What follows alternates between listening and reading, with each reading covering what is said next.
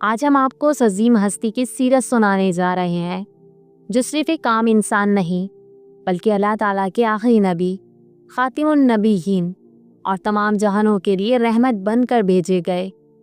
یہ کہانی ہے سید الانبیاء، تاجدار مدینہ حضرت محمد صلی اللہ علیہ وآلہ وسلم کی، جن کی زندگی کا ہر لمحہ انسانیت کے لیے روشنی، ہدایت اور کامیابی کا پیغام ہے۔ پیارے نبی صلی اللہ علیہ وآلہ وسلم کی ولادت کا سال تاریخ میں عام الفیل کے نام سے یاد کیا جاتا ہے۔ یہ وہ مشہور سال ہے جب یمن کا گورنر ابرہہ اپنی ایک عظیم الشان فوج کے ساتھ خانہ کعبہ کو منہدم کرنے کے لیے نکلا۔ اس فوج میں بڑے بڑے ہاتھی بھی شامل تھے، جن کی وجہ سے یہ لشکر اصحاب الفیل کہلایا۔ ابرہہ کا مقصد یہ تھا کہ وہ یمن میں اپنی بنائی ہوئی عبادت گاہ کو مرکزیت کر دے اور لوگوں کو کعبے کے بجائے وہاں عبادت کرنے پر مجبور کرے۔ لیکن اللہ تعالیٰ نے اپنے گھر کی حفاظت کے لیے پرندوں کے جھنڈ بھیجے، جنہیں ابابیل کہا جاتا ہے۔ یہ چھوٹے چھوٹے پرندے اپنے پنجوں اور چونچ میں کنکریاں اٹھائے ہوئے تھے۔ ہر کنکری اللہ تعالیٰ کے حکم سے بم کی طرح دشمن کے جسم کو چیر کر رکھ دیتی تھی۔ دیکھتے ہی دیکھتے پوری فوج تباہ و برباد ہو گئی اور ابرہہ ذلیل و رسوا ہو کر ہلاک ہو گیا۔ قرآن پاک کی سورہ فیل میں اسی واقعے کا ذکر موجود ہے۔ کیا تم نے نہیں دیکھا کہ تمہارے رب نے ہاتھی والوں کے ساتھ کیا کیا؟ یہ عظیم واقعہ صرف اللہ تعالیٰ کے گھر کی حفاظت نہیں تھا، بلکہ ایک اشارہ تھا کہ اب وہ وقت قریب ہے جب اللہ تعالیٰ کا محبوب نبی دنیا میں تشریف لانے والے ہیں۔ اسی سال عام الفیل میں ربیع الاول کے مہینے کی 12 تاریخ کو فجر کے قریب مکہ مکرمہ کی فضا رحمتوں اور نور سے بھر گئی۔ آپ صلی اللہ علیہ وآلہ وسلم کے والد ماجد کا نام حضرت عبداللہ تھا، جو قریش کے معزز اور نیک جوان تھے۔ لیکن افسوس کہ آپ صلی اللہ علیہ وآلہ وسلم کی ولادت سے پہلے ہی وہ مدینہ منورہ کے سفر میں بیمار ہو کر وفات پا گئے تھے۔ یوں نبی کریم صلی اللہ علیہ وآلہ وسلم یتیم پیدا ہوئے۔ آپ صلی اللہ علیہ وآلہ وسلم کی والدہ ماجدہ کا نام حضرت آمنہ بنت وہب تھا۔ آپ نہایت نیک اور باحیا خاتون تھی۔ جب آپ صلی اللہ علیہ وآلہ وسلم ان کے بطن مبارک میں تھے تو وہ خود بھی مختلف روحانی خواب اور بشارتیں دیکھتیں۔ روایت ہے کہ آپ نے خواب میں دیکھا کہ ان کے جسم سے ایک نور نکلا ہے جو شام کے محلوں کو روشن کر رہا ہے۔ یہ دراصل اس بات کی علامت تھی کہ ان کے بطن سے پیدا ہونے والا بچہ نہ صرف اہل مکہ بلکہ پورے جہان کو اپنی روشنی سے منور کرے گا۔ جب نبی پاک صلی اللہ علیہ وآلہ وسلم کی ولادت ہوئی تو حضرت آمنہ رضی اللہ تعالیٰ عنہا کے گھر میں عجیب نور چھا گیا۔ دنیا کے کونے کونے میں غیر معمولی واقعات رونما ہوئے۔ روایت ہے کہ اس رات ایران کے بادشاہ کے محل کی 14 کھڑکیاں ٹوٹ گئیں، آتش پرستوں کے آتش کدے بجھ گئے اور کئی جگہوں پر زمین لرز اٹھی۔ یہ سب اس بات کی نشانیاں تھیں کہ دنیا اب ایک عظیم تبدیلی کے دہانے پر ہے۔ آپ صلی اللہ علیہ وآلہ وسلم کی ولادت پر مکہ مکرمہ کی عورتیں اور بچے خوشی سے جھوم اٹھے۔ آپ کے دادا حضرت عبد المطلب نے یہ خوشخبری سنی تو دوڑتے ہوئے تشریف لائے اور اپنے یتیم پوتے کو اٹھا کر خانہ کعبہ میں لے گئے۔ وہاں آپ نے سجدہ کیا، اللہ تعالیٰ کا شکر ادا کیا اور بچے کا نام محمد رکھا۔ یہ نام اس وقت عرب میں عام نہیں تھا بلکہ بہت نایاب تھا۔ اس کا مطلب ہے جس کی تعریف کی جائے۔ رسول کریم صلی اللہ علیہ وآلہ وسلم نے بچپن ہی سے غم اور صبر کی زندگی دیکھی۔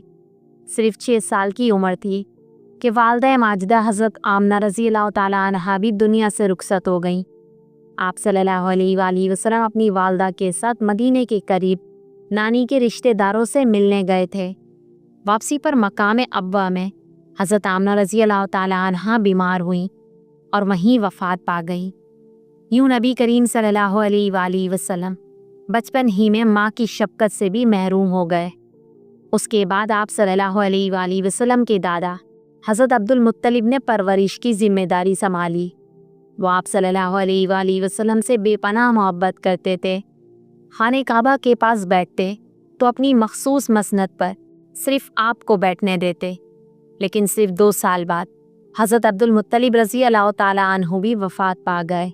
फिर आप सल्लल्लाहु अलैहि वसल्लम के चचा हज़रत अबू तालिब ने परवरिश की जिम्मेदारी ली। अबू तालिब माली तौर पर गरीब थे, लेकिन मोहब्बत और वफ़ादारी में मालदार थे। उन्होंने पूरी ज़िंदगी अपने भतीजे को अपने बेटों से बढ़कर चाहा, हर मुसीबत में साथ दिया और कफ़ालत की जिम्मेदारी भी बेहतरीन तरीके से निभाई। अरब में रिवाज था कि मक्के के बच्चे सहराई इलाकों में दूध पिलाने वाली औरतों के पास भेजे जाते थे ताकि वो खुली फ़िज़ा और खाली ज़बान में परवरिश पाएं। इसी रिवाज के तहत नबी करीम सल्लल्लाहु अलैहि वसल्लम को हज़रत हलीमा सादिया के सुपुर्द किया गया। जैसे ही आप सल्लल्लाहु अलैहि वसल्लम उनके घर पहुँचे, उनके घर में बरकतें नाजिल होना शुरू हो गईं। उनकी ऊँटनी का थन भर गया, बकरियां दूध देने लगीं, खुश खेतों में हरियाली नज़र आने लगी। हज़रत हलीमा और उनके शौहर जान गए कि ये बच्चा कोई आम बच्चा नहीं, बल्कि अल्लाह ताला का ख़ास महबूब है। जवानी में नबी करीम सल्लल्लाहु अलैहि वसल्लम ने तिजारत का काम शुरू किया। आप सल्लल्लाहु अलैहि वसल्लम की ईमानदारी, नरमी और सच्चाई की वजह से पूरा मक्का आप पर एतबार करता था। इसी वजह से आप सल्लल्लाहु अलैहि वसल्लम को सादिकुल अमीन के लक़ब से नवाजा गया। इसी दौरान कुरैश के मुअज़्ज़िज़, मालदार और बाइज़्ज़त खातून हज़रत खदीजा रज़ी अल्लाह ताला अन्हा ने आप सल्लल्लाहु अलैहि वसल्लम को अपना माल तिजारत के लिए दिया। आपने निहायत ईमानदारी के साथ सफ़र किया और दुगना नफ़ा कमाया।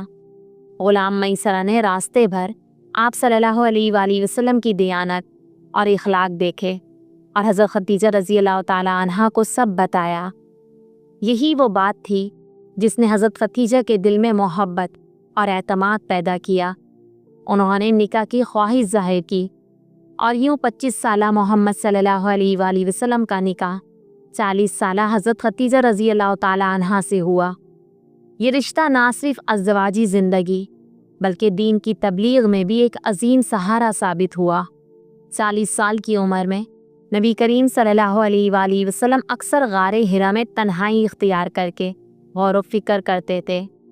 एक दिन गारे हिरा में हज़रत जिब्राइल अलैहिस्सलाम तशरीफ़ लाए और फरमाया, इक़रा, पढ़िए। आप सल्लल्लाहु अलैहि वसल्लम ने फरमाया, मैं पढ़ने वाला नहीं हूँ। ये सिलसिला 3 बार हुआ और फिर पहली वही नाजिल हुई। ये वो लम्हा था जब मोहम्मद सल्लल्लाहु अलैहि वसल्लम को अल्लाह ताला का आखिरी नबी बनाकर भेजा गया। घर वापस आए तो लरज़ रहे थे। हज़रत खदीजा ने ढारस बंधाई और कहा, अल्लाह ताला की कसम, अल्लाह आपको ज़ाया नहीं करेगा। आप रिश्तेदारों का ख्याल रखते हैं, यतीमों और मिस्कीनों की मदद करते हैं, सच बोलते हैं और हर नेक काम करते हैं। शुरू के 3 साल आप सल्लल्लाहु अलैहि वसल्लम ने खामोशी और खुफिया अंदाज में दावत दी। फिर अल्लाह ताला के हुक्म से खुल्लम खुल्ला ऐलान फरमाया। मक्के के सरदारों ने सख्त मुखालफत की, जुल्म और अजियतें दी गईं।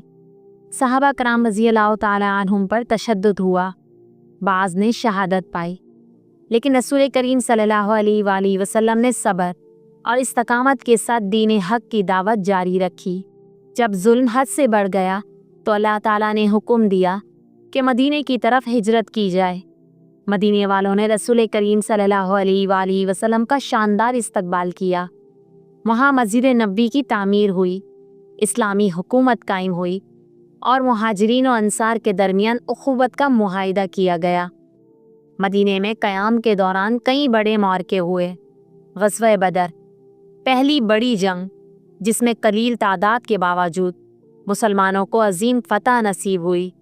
ग़ज़वा उहद, उसमें मुसलमानों को वक्ती नुकसान हुआ लेकिन सब्र का सबक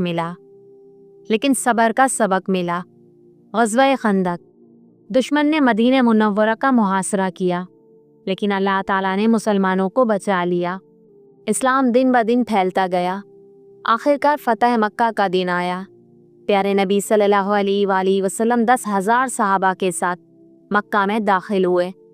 मक्का के बड़े बड़े दुश्मन भी उस दिन खौफज़दा थे, लेकिन आप सल्लल्लाहु अलैहि वसल्लम ने सबको माफ़ कर दिया और ऐलान फरमाया, आज तुम पर कोई गिरफ्त नहीं, जाओ तुम सब आज़ाद हो।